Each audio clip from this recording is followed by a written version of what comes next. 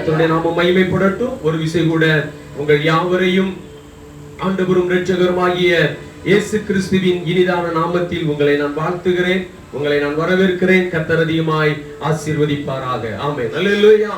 சற்று நேரம் உங்களோடு கூட கர்த்தருடைய வார்த்தையை பகிர்ந்து கொள்ள ஆமென் ஆவியானவர் என்னோடு கூட இருந்து இடைப்பட்டதான அந்த வேத வசனத்தின் மூலமாய் நான் உங்களோடு கூட இடைவிட நான் விரும்புகிறேன்.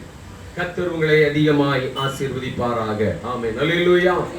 நம்முடைய தெய்வத்திற்கு அநேக நாமங்கள் கொடுக்கப்பட்டிருக்கிறது. ஆமென். அல்லேலூயா. ஆமென். ஸ்தோத்திரம். அந்த நாமங்கள் பல விதங்களிலே அவருக்கு சொல்லப்பட்டிருக்கிறது. எனவே இந்த நாளிலும் நான் உங்களோடு கூட நான் சொல்ல விரும்புகிற ஒரு காரியம் என்னவென்றால், நம்முடைய தேவன் குறைகளை நிறைவாக்குகிறவர். ஒரு அல்லேலூயா சொல்லுவோமா? அல்லேலூயா. நம்முடைய தெய்வம் நம்முடைய குறைகளை நிறைவாக்குகிற தேவனாகவே இருக்கிறார். அல்லேலூயா. இன்னைக்கு எந்த ஒரு மனிதனும் நிறைவோடு கூட கிடையாது. எந்த ஒரு மனிதனுடைய வாழ்க்கையும் நிறைந்திருக்கிறது என்று சொல்ல முடியாது. காலங்கள் மாறும் பொழுது, சூழ்நிலைகள் மாறும் பொழுது அவருடைய வாழ்க்கையானது குறைகள் உள்ளதாக தான் இருக்கும். ஆமென். அல்லேலூயா. நம்முடைய வாழ்க்கையிலும் நம்முடைய குறைகளை நிறைவாக்குகிற தெய்வம் அவர். அந்த மகிமையின் தேவன் நம்முடைய வாழ்க்கையில என்ன குறைகள் இருந்தாலும் சரி, ஆமென், அதை சம்பூரணமாய் தந்து நம்மை நிறைவாக்கி நடத்துகிற தேவனாய் இருக்கிறார். எத்தனை பேர் அதை விசுவாசிக்கிறீங்க? அல்லேலூயா. ஆகையால் பிலிப்பியருக்கு எழுதும் பொழுது அப்போஸ்தலனாகிய பவுல் சொல்லுகிறார், 4வது அதிகாரம் 19வது வசனத்திலே, என் தேவன் தம்முடைய ஐஸ்வரியத்தினால் உங்கள் குறைகளை எல்லாம் கிறிஸ்து இயேசுவுக்குள் என்ன செய்வாராம்? மகிமையிலே அவர் என்ன செய்கிற தேவன்? நிறைவாக்குகிற தேவன் என்று வேதம் சொல்லுகிறது. ஆமென். அல்லேலூயா. அல்லேலூயா. அப்படியானால் அவர் குறைகளை நிறைவாக்குகிற தேவன். நம் ஆண்டவராய் இயேசு கிறிஸ்து இந்த பூமியில அவர் மனிதனாய் வந்து ஊழியத்தை ஆரம்பித்த நாட்களிலே அவர் செய்த முதல் அதிசயம், அற்புதம் என்ன என்று நாம் நன்கு அறிவோம். ஆமென். அல்லேலூயா. அவர் கானா ஒரு கல்யாண வீட்டில திராட்சை ரசம் குறைவுபட்ட பொழுது அந்த குறைவை அவர் என்ன செய்தாரு? நிறைவாய் மாற்றினார். ஆமென். அல்லேலூயா.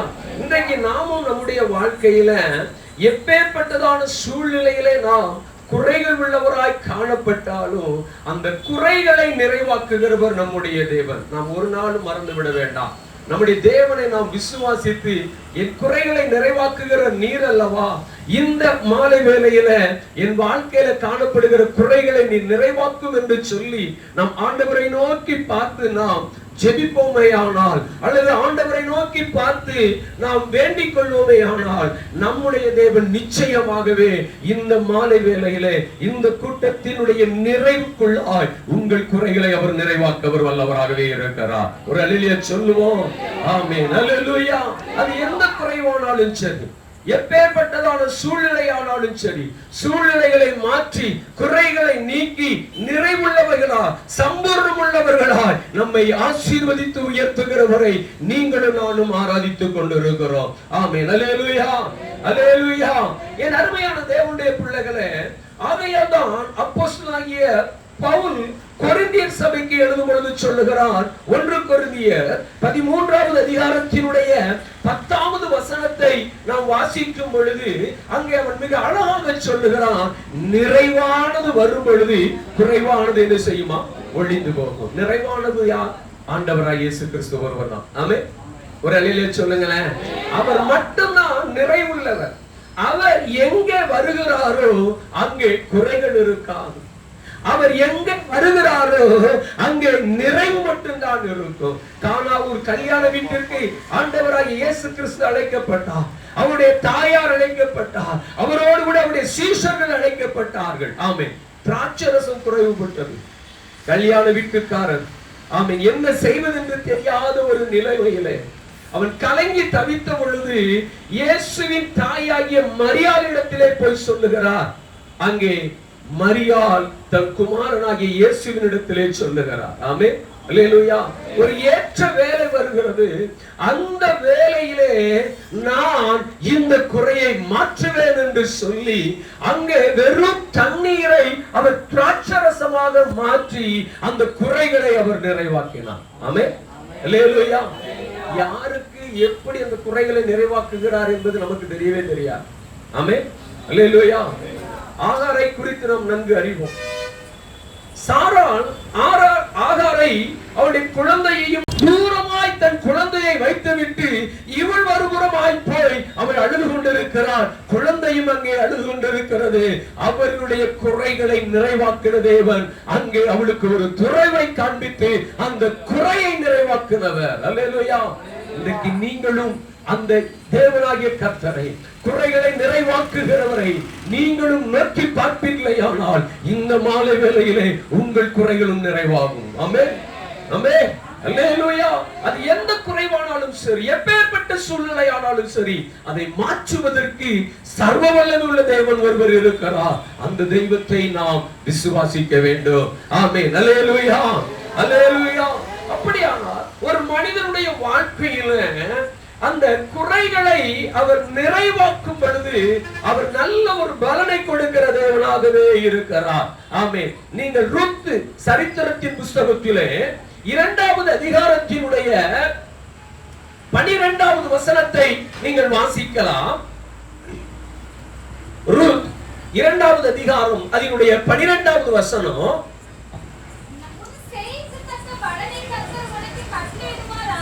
உன் செய்கைக்கு தக்க பலனை கர்த்தர் உனக்கு கட்டளையிடுவாராக.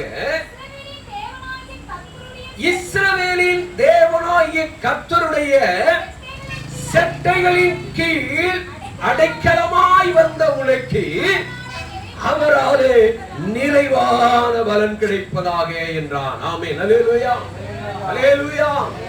இது தேவனுடைய வாயிலிருந்து புறப்பட்ட வார்த்தை அல்ல. போவாஸ் என்கிறதான ஒரு மனிதன் ரூத்தை பார்த்து சொல்லுகிறான். அவன் சொல்லுகிறான், உன் செய்கைக்கு தக்கதான பலனை கர்த்தர் உனக்கு கட்டளையிடுவாராக. ஆமென், அல்லேலூயா. முதலாவது அதை சொல்லிவிட்டு இரண்டாவது சொல்லுகிறான், இஸ்ரவேலின் தேவனாகிய கர்த்தரை அவருடைய செட்டைகளின் கீழ் நீ அடைக்கலமாய் வந்தபடியினாலே அவர் உனக்கு நிறைவான பலனை தருவார் என்று சொல்லுகிறான். முதலாவது சொல்லுகிறான், செய்கைக்கு தக்க பலனை நீ காண்பார். இரண்டாவது அந்த பலன் எப்படிப்பட்டதா இருக்கும் என்றால் நிறைவான பலன். ஆமென், அல்லேலூயா.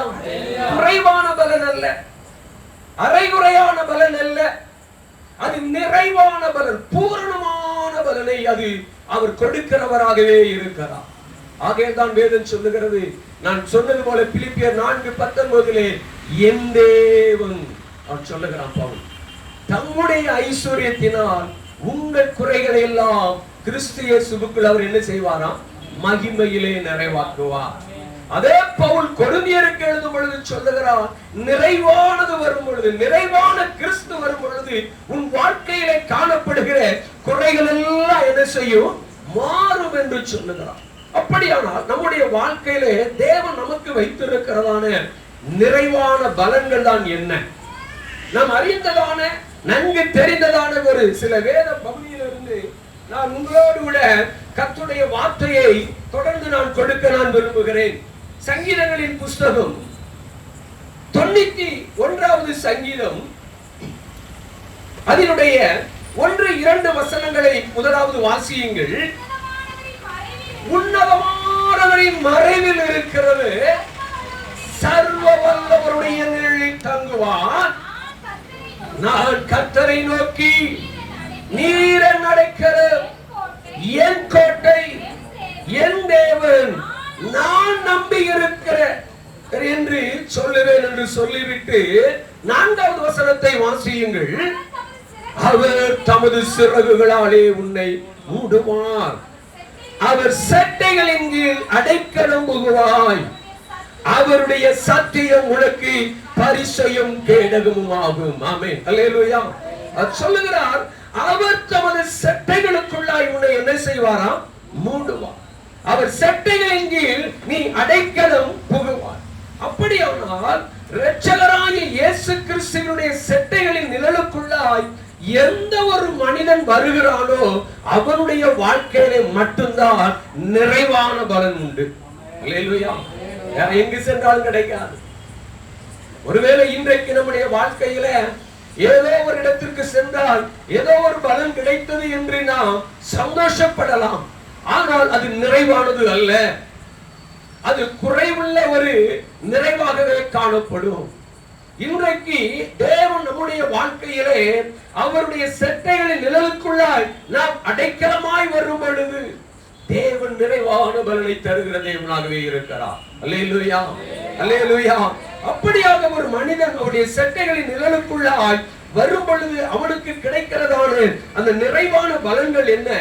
அதே 91ஆம் சங்கீதத்தினுடைய 5-6 வசனங்களை வாசியுங்கள்.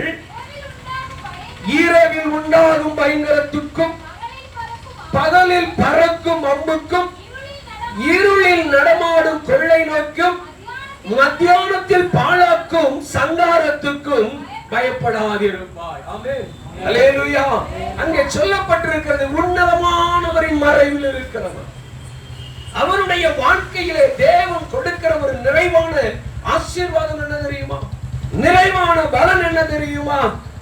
இரவில் உண்டாகும் பயங்கரம், பகலில் பறக்கும் அம்பு, இருளில் நடமாடும் கொள்ளை நோய், மத்தியானத்தில் பாழாக்கு சங்காரம். இது ஒன்றும் உன்னை என்ன செய்வதில்லை, சேதப்படுத்துவதில்லை, ஒன்றும் உன்னை அணுகுவதில்லை. இந்த உலகத்துல செல்வங்கள் இன்றைக்கு நம்மிடத்துல இருக்கலாம், பணங்கள் இன்றைக்கு நம்மிடத்துல இருக்கலாம், நாளை தினத்துல வேறொரு நபரிடத்துல சென்று விடும். ஆனால் நிறைவான ஒருவர் நம்மோடு கூட இருப்பாரே ஆனால் நம்முடைய வாழ்க்கையிலே அந்த குறைகள் எல்லாம் நீக்கப்படும். ஆமென், அல்லேலூயா. எத்தனையோ பணபலம் படைத்தவர்கள் தன் வாழ்க்கையில எல்லாவற்றையும் இழந்து, சமாதானத்தை இழந்து, சந்தோஷத்தை இழந்து, குடும்பத்தை இழந்து, நண்பர்களை இழந்து, உறவுகளை இழந்து, எல்லாவற்றையும் இழந்து போன நிலைமையிலே துக்கத்தோடும் வேதனையோடும் கண்ணீரோடும் பாடுகளோடும் நிந்தையோடும் அவமானத்தோடு கூட வாழ்ந்து கொண்டிருக்கிறதான அநேக மனிதர்களை நாம் இந்த உலகத்திலே நாம் பார்த்து கொண்டிருக்கிறோம். ஆனால் அதே மனிதன் நிறைவான இயேசுவை தன் வாழ்க்கையிலே சொந்த இரட்சகராக ஏற்றுக்கொண்டிருப்பானே ஆனால் இந்த குறைகள் வந்தாலும் நிறைவான இயேசு இருக்கும் பொழுது என்னை ஆசீர்வதித்து, என்னை மேன்மைப்படுத்தி, என்னை உயர்த்துகிற என் தேவனாகிய கர்த்தர் எனக்கு துணை நிற்கிறபடியாலே நான் எதை குறித்தும் பயப்பட வேண்டிய அவசியம் இல்லை, எதை குறித்தும் கலங்க வேண்டிய அவசியம் இல்லை.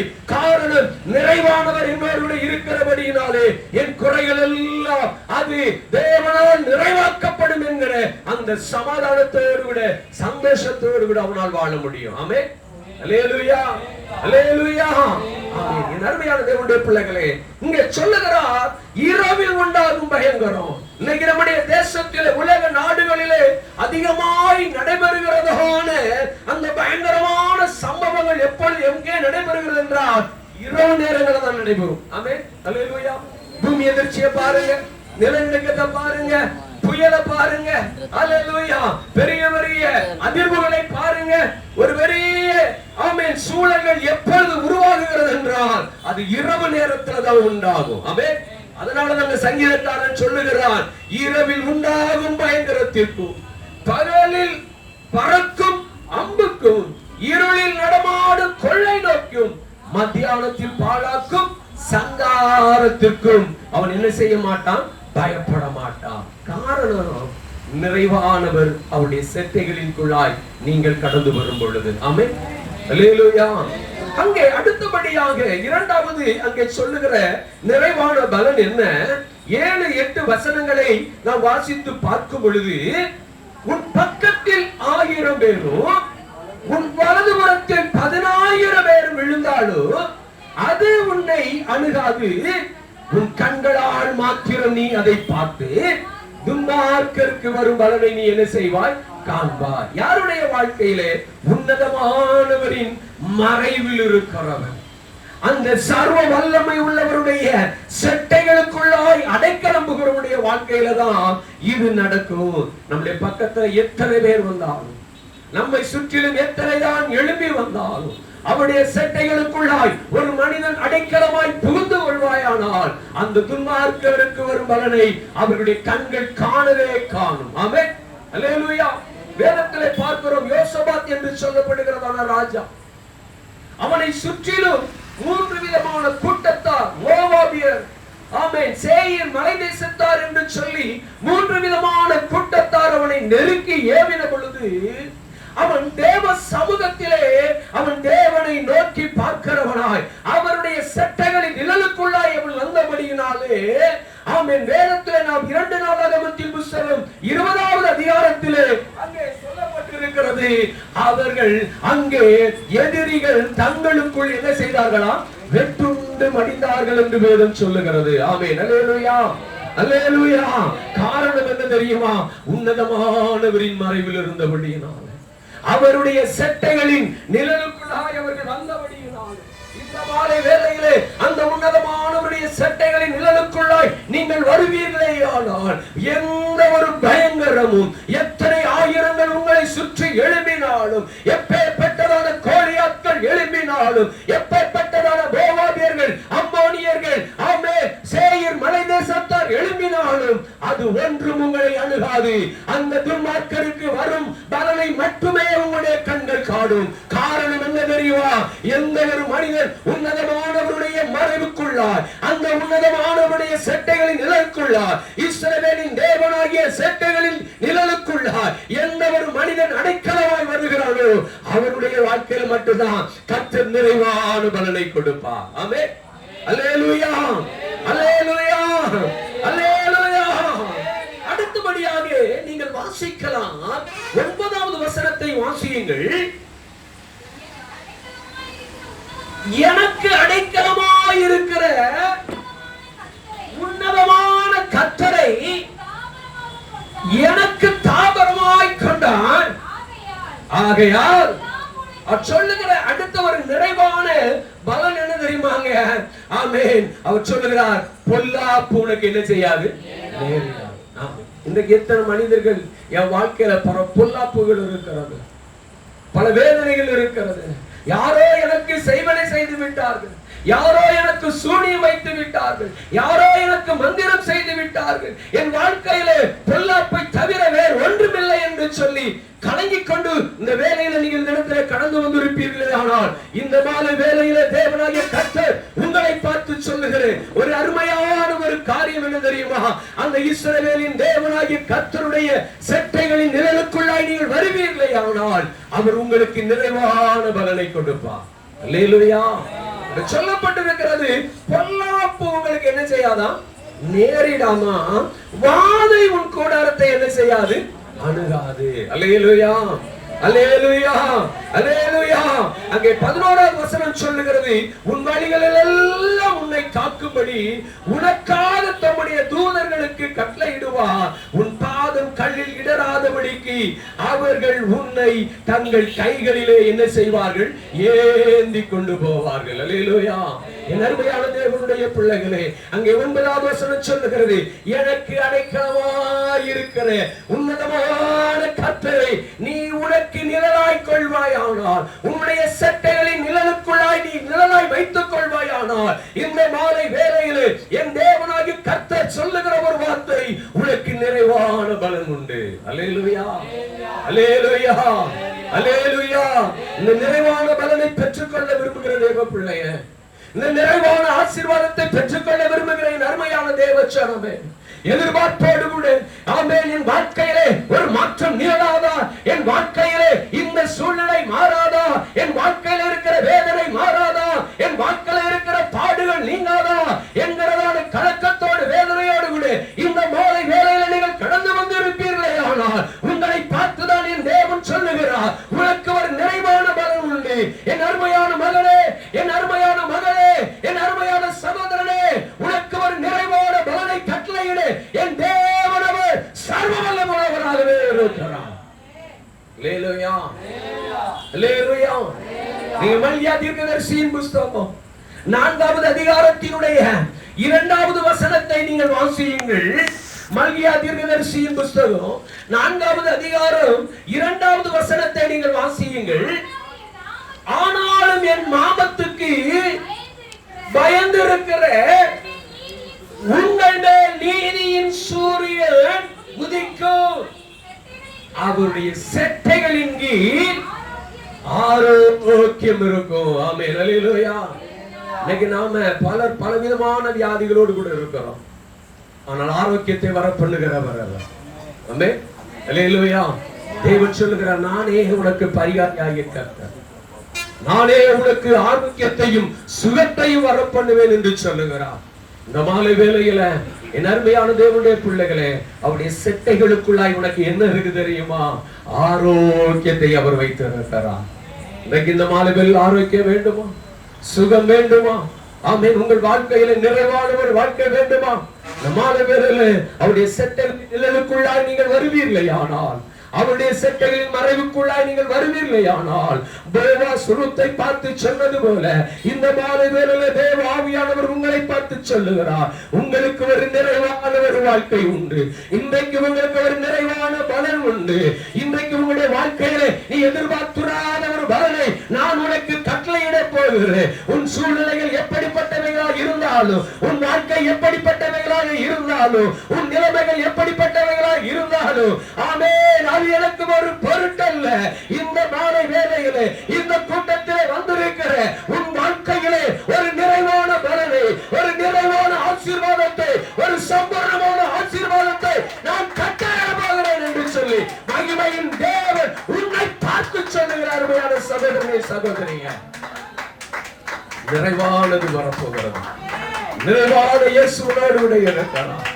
நீ குறைகள் உள்ளவனாய் இருக்கலாம். உன் வாழ்க்கையிலே குறைவுகள் தான் இருக்கிறது. ஐயா, நான் பிறந்த நாள் முதல் இந்த நாள் வரை என் வாழ்க்கையிலே நிறைவானவைகளால் பெற்றுக்கொண்டதே இல்லை. என் வாழ்க்கையிலே தரித்திரத்தை தவிர வேறு ஒன்றையும் நான் பார்த்ததில்லை. என் வாழ்க்கையிலே கஷ்டத்தை தவிர நான் வேறு ஒன்றையும் பார்த்ததில்லை. என் வாழ்க்கையிலே துக்கத்தை தவிர வேறு ஒன்றையும் நான் அனுபவித்ததில்லை. என்னுடைய வாழ்க்கையிலே காணப்படுகிற இப்படிப்பட்டதான குறைகள் எப்பொழுது மாறும் என்று சொல்லி நீங்கள் கலங்கிக் கொண்டிருப்பீர்களே ஆனால், இந்த மாலை வேளையே அந்த இஸ்ரவேலின் தேவனாகிய கர்த்தருடைய செட்டைகளில் நிழலுக்குள்ளாய் நீங்கள் வரும் பட்சத்திலே கர்த்தர் உங்கள் குறைகளை அவர் மாற்ற அவர் வல்லவராய் இருக்கிறார். ஆமென். குறைகளை நிறைவாக்குகிறவர், நிறைவான பலனை தந்து உங்களை ஆசீர்வதிக்கவே ஆசீர்வதித்து உங்களை மேன்மைப்படுத்தவே மேன்மைப்படுத்த அவர் உண்மையுள்ள தேவனாகவே இருக்கிறார். அல்லேலூயா, அல்லேலூயா. இந்த போவாஸ் இந்த ரூத்தை பார்த்து இந்த வார்த்தையை சொல்லுவதற்கான காரணம் என்ன?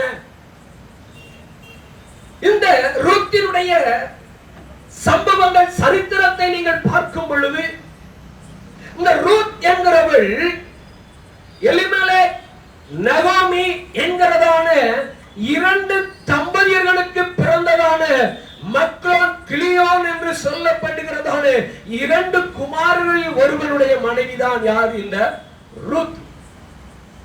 இவளோடு கூட இன்னொருவள் உண்டு. அவள் பெயர் ஓர்மா. ஒரு அருமையான ஒரு குடும்பம். ஆனால் இந்த நகோமியினுடைய குடும்பம், எலிமெலேக்கும் நகோமியும் தன் இரண்டு குமாரர்களையும் அழைத்துக் கொண்டு பெத்லெஹேம் என்கிறதான இடத்தை விட்டு மோவாப் என்கிற தேசத்திற்கு அவர்கள் கடந்து போனார்கள். அல்லேலூயா. இந்த மோவாப் என்பவர்கள் யார் தெரியுமா? வழிதப்பி போனவர்கள், தேவனுக்கு பிரியமில்லாத வாழ்க்கை வாழ்ந்தவர்கள், தேவனை ஏற்றுக்கொள்ளாத ஒரு கூட்டம், தேவனை மறந்து போன ஒரு கூட்டம், தேவனை விட்டு விலகி சென்றதான ஒரு கூட்டம். இந்த மோவாபிய இடத்திலே தன் இரண்டு மகன்களாகிய மக்லோன், கிளியோன் என்று சொல்கிறவர்களுக்கு இந்த ரூத், ஓர்பால் என்கிறதான இரண்டு ஸ்திரீகளை அங்கே விவாகம் செய்து வைக்கிறார்கள். விவாகம் முடிந்தது. 4 பேராய் இருந்தவர்கள் 6 பேராய் மாறினார்கள். 6 பேராய் இருந்தவர்கள் கடைசியாக 3 பேராய் மாறிவிட்டார்கள். ஆமென், அல்லேலூயா. அல்ல, வேதனையான காரியம் என்ன தெரியுமா? 3 ஆண் நபர்களும் மரித்து போய்விட்டார்கள். எலிமெலேக் மரித்து போய்விட்டார். மக்லோன், கிளியோன் மரித்து போய்விட்டார்கள். இப்பொழுது ரூத், நகோமி, ஓர்பால் என்கிறதான 3 விதவைகளாய் மாறிவிட்டார்கள். குறைகள் உள்ளவர்களாய் காணப்பட்டார்கள்.